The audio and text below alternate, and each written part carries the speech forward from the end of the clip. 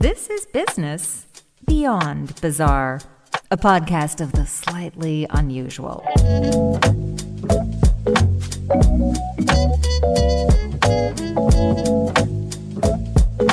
Here's your host, Peter Anthony Holder.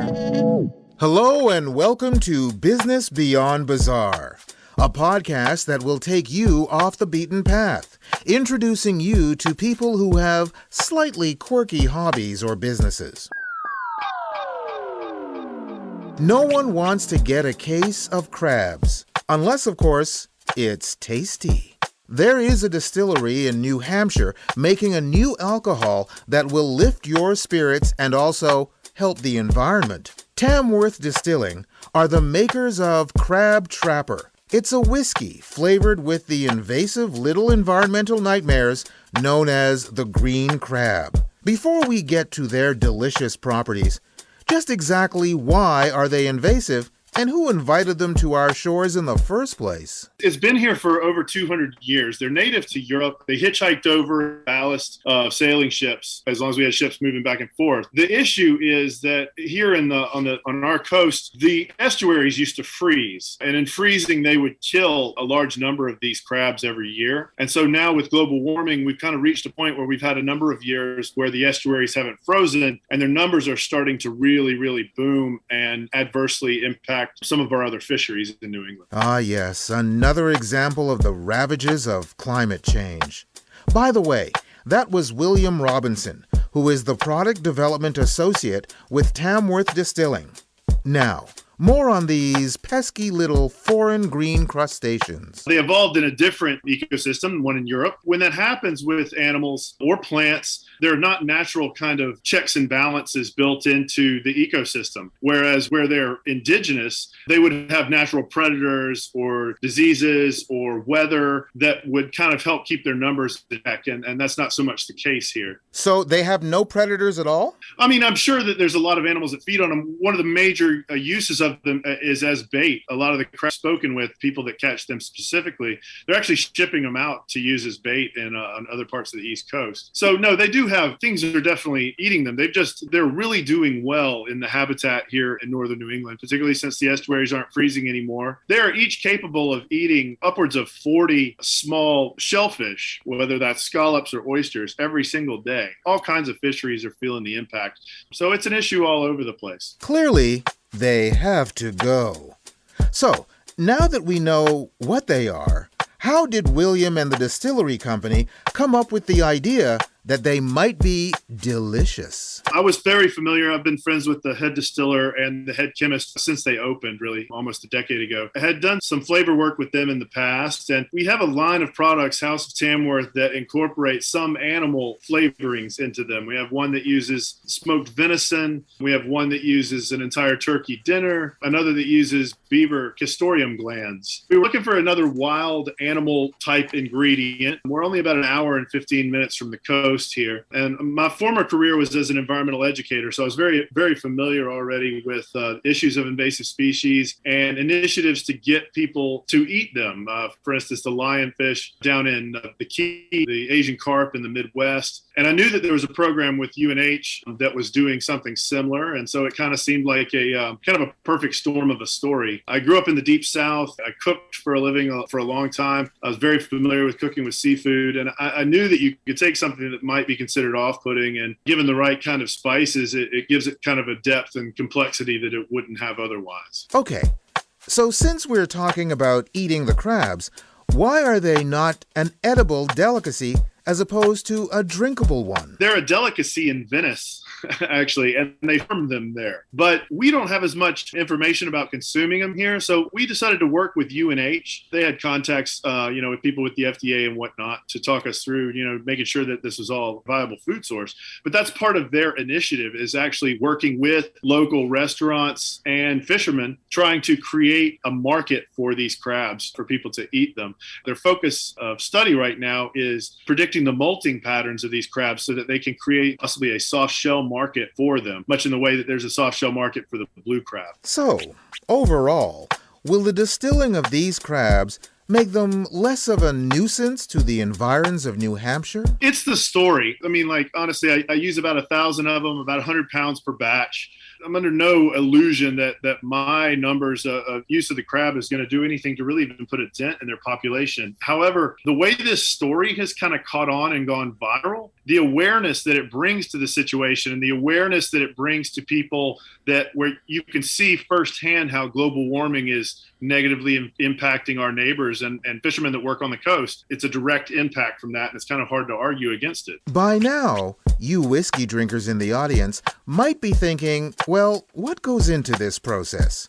I'll let you get your favorite writing implement so that you can jot down all the pertinent details. In the meantime, let's talk about the science. One of the interesting things about the distilling world, everything we do is science-based. However, there's so many variables, and it ends up becoming based on taste, which is subjective, not really an objective measurement. It is kind of alchemy working with it. In our case, we are kind of an unusual distillery in that we use vacuum stills for kind of flavor extraction. Our head chemist and myself, we make hundreds of different types of botanical infusions, using our neutral spirit, which is like the base spirit that you'd use for a gin or for a vodka that we produce. We make these infusions with different types of botanicals, and then we distill those on what's called a rotary evaporator. It's used mostly in the chemical industry or pharmaceutical industry as a way to remove solvents from some particular base that you're working with. In our case, we use ethanol as a solvent to liberate some of the aroma and flavor molecules that are in botanicals or in the case of the crab base. And then that carries it over and we're able to use those as a flavorant. So there's not a whole lot of distilleries in the country using this technology right now. We've been using it a number of years, but it's still kind of a new thing for distilleries to use. With the crabs, we did essentially was I began trying to figure out what kind of flavoring I would end up with. I clean them, process them, and cook them much in the same way that you would if you were going to prepare them to eat.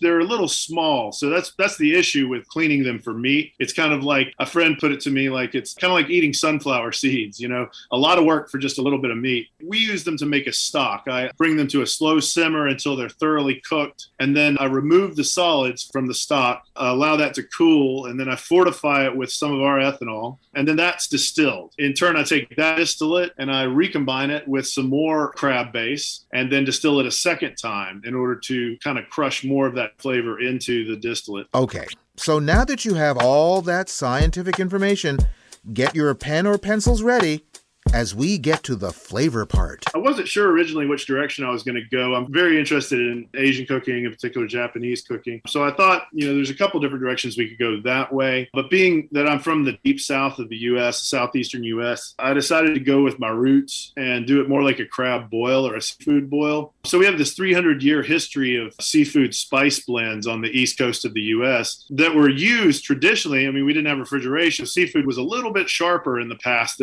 than we're used to it these days. So they came up with these spice blends to kind of balance out the sharpness, the harshness that seafood can have when we cook it. I came up with a blend of about 8 different spices that work well with the bourbon base that I had. The bourbon had a lot of caramel, vanilla, kind of maple notes to it. And I used the spices were mustard seed, dill seed, paprika, fresh bay leaf, allspice, clove, and cinnamon. Those essentially were put into a slurry made into kind of a tea, fortified with some of our ethanol, and then distilled to create kind of a distillate of that. And then the spice distillate, the crab distillate are then blended in with the bourbon to make our finished product. Whoa, it sounds like you're giving away your secrets here. I don't want to take too much information from you. It's okay, because not a lot of people have access to this type of machinery, the vacuum still like I'm talking about, and the measurements and whatnot, you'd have to figure out on your own. Clearly, like Colonel Sanders, William left out a few things so that you can't replicate it. And that whole science part, too, that was another brick wall. But what about the taste? What does it actually taste like? And how does it compare to other whiskeys? It's definitely a flavored whiskey. The spice stands out. You notice the spice off the bat. The coriander and the bay followed by the clove and cinnamon and allspice. You get that smell of those when you smell it. And the crab can be kind of hard sometimes for people to notice. It's really amazing how the spices kind of wrap around it. But once you take a sip and you swallow or allow it to coat your tongue and you take another sniff of it or another taste of it, you'll definitely notice the crab. The crab is kind of a buttery sort of thing that sits right in the middle of the palate. And it's followed up. You get a lot of the clove and cinnamon towards the end, along with a little bit of heat from those as well. So some people have compared it to a briny fireball. I'm not a big fan of that description, but it does have some spice to it. For more information about Tamworth Distilling, and to find out how you might be able to get a bottle of their green crab-flavored whiskey called Crab Trapper, visit their website at tamworthdistilling.com. You can do your part for the environment with a bottle or two, because as their own motto goes, if you can't beat 'em, drink 'em. Or as William would say, the crabs you want, not the crabs you deserve. Business beyond bizarre. I love parody. I love satire. But the problem with these forms of humor is they sometimes attract the gullible. Since we just talked about marine life, let me use an inverse fishing analogy to make my point. When tuna boats drop their nets, they hope to catch a lot of tuna. But sadly, sometimes they might reel in a dolphin. Dolphins are highly intelligent creatures. Tuna, not so much. But sometimes the intelligent dolphin gives up their life for the sake of the tuna. Using that analogy, let's invert the situation. Parody and satire are the fishing nets. It's there to trap the intelligent people to regale us with mirth and laughter.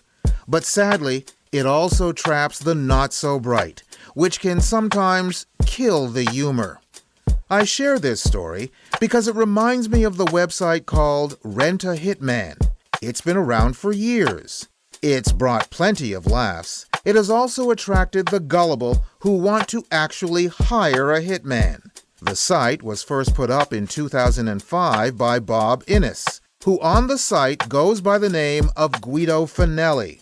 It was originally put up to publicize an IT company, but that didn't pan out. In February of 2005, that's when I registered the domain for a IT startup. Business plans didn't exactly take shape, so I put the domain on kind of a hold. I put it up for sale. I put a splash page that said this domain is for sale, and I had it on an auction site. I was just going to dump the domain. Nobody seemed really interested in rentahitman.com at the time, so I was a little disappointed. I was going to at least get the opportunity to flip it. About 2.5-3 years later, I go in and check the catch-all inbox that I had set up on the website, and I was just shocked at the number of unsolicited emails that I had received from people around the world seeking services, such as asset extraction, or how much for this, or do you service these countries, are you hiring? It just really was something that I wasn't prepared for. It's the "are you hiring" phrase that really kills me. Oh, perhaps I shouldn't use that term here. Anyway, it was about this time that Guido decided to have a little fun. But he wanted to make sure that there were enough signs that this was a parody. There's a couple of different little red flags or Easter eggs you might see on the website. It was my idea or my way of letting law enforcement know, hey, this is kind of a joke. First of all, the website does have its own HIPAA disclaimer. In case you're wondering, HIPAA, HIPAA, stands for Health Insurance Portability and Accountability Act. That's the U.S. federal law that requires the creation of national standards to protect sensitive patient health information from being disclosed without the patient's consent or knowledge. However, no one on this site is in the medical field. The HIPAA for my website is the Hitman Information Privacy and Protection Act of 1964. It doesn't mean anything. I mean, there is no act. There is no HIPAA act. Secondly, the website has a banner ad that says, has your credit card number been stolen on the internet? Check it here. Well, if you click on that banner, it opens up a new browser window to the FBI's Internet Crime Complaint Center. So, I mean, those are just two of the little quirky things on the website that would kind of tip people off. Again, the people that are tipped off, that's the tuna. Those that are not, dolphin. Guido has made it very easy to catch dolphin. Over the last 15 years at this point, I've made it easy for the solicitor. I've created a web form so that they can fill out in their own words their name, their email address, their phone number, their contact address, a target's name, address where services are requested, their reason for contacting us, description of what they would like done, target's email address, target's Facebook, social media accounts, and any additional information so that they can fill it out in their own words under the HIPAA privacy protection, which there is none. When I receive an email from somebody that has all of that information, I'll then vet it. I'll certainly be able to take a look at the email. I'll go in, do a little sleuthing on my side, see if they're connected on Facebook or social media or how they might be connected. Is it a bad business deal? Is it a relationship? And I'll start gathering the information that way. In the meantime, I send out an email to the solicitor, and I'll ask two very simple questions. Do you still require our services? And would you like me to put you in contact with the field operative? This is their chance to back out at this point. But sadly, there have been dozens of slow-witted people caught up in Guido's net. Back when we chatted, there was a 51-year-old woman from Michigan named Wendy who filled out all the forms because she wanted to have her ex-husband whacked. The email even ended with a salutation of, "I'd prefer not going to jail. Thank you for your time." How does Guido deal with the positive responses? If they respond with yes, put me in contact with the field operative, I feel it's my duty at this point to go ahead and make sure that they get that field operative consultation. In Wendy's particular case, she chose to meet with a field operative. Who obviously was an undercover agent. Oh, yes, I forgot. Yeah, so the field operatives that I deploy, you might say, are law enforcement. With the popularity of this website and stories like Wendy's now out there, are you still getting requests for hitmen? Absolutely. In fact, you might say business is booming. Since Wendy's request, I have had several other cases that have people looking for services that I clearly don't offer. So despite the media attention that this has gotten, emails are still being received from people. And as I used to say in my early days of radio, the hits just keep on coming. You can Google the cases that have come up. They seem to go on and on and on. Just a few months ago, an applicant looking for work as a hitman himself boasted of military experience and rifle expertise, and when asked, responded with his resume, photo, and a copy of his identification. Turns out he was a 21-year-old Air National Guardsman from Nashville, Tennessee. We'll only mention his first name here. It was Josiah. And he was very eager to work, offering to cut off fingers or ears as trophies and even torturing victims before killing them. He's been arrested, which brings us to the question of what happens if someone wants to turn their sights toward Guido? Yeah, I have to be cognizant of the dangers that are out there. And yes, there are dangerous people. My whole position in this is these people sought out the website. I didn't seek them out. I gave everybody an out. They didn't have to respond to my email. Those that want free consultation, I'll certainly be able to be that matchmaker. I'll make sure that they get it. There are a lot of dangerous people that are out there. I'm not one that lives in fear, though. This is a $9.20 website that has, at this point, prevented over 140 murders, school shootings, child trafficking, other crimes against children. It's become my personal mission to see that I'm helping people that may never even know that they were in danger in the first place. A very altruistic man whose website started out as a joke. If you want to be in on the joke, you can visit rentahitman.com.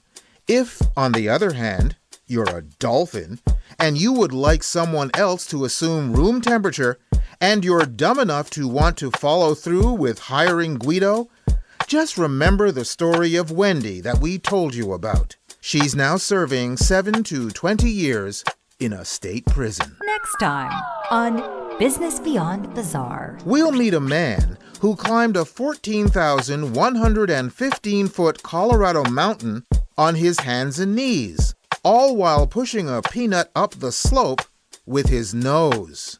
Yes, a peak performance by a peanut-pushing proboscis. And you'll meet a Guinness World Record holder who visited Disneyland every day for 2,995 consecutive days. Wow, you've really got to be happy to visit the happiest place on Earth every day for that long. That could almost make you goofy.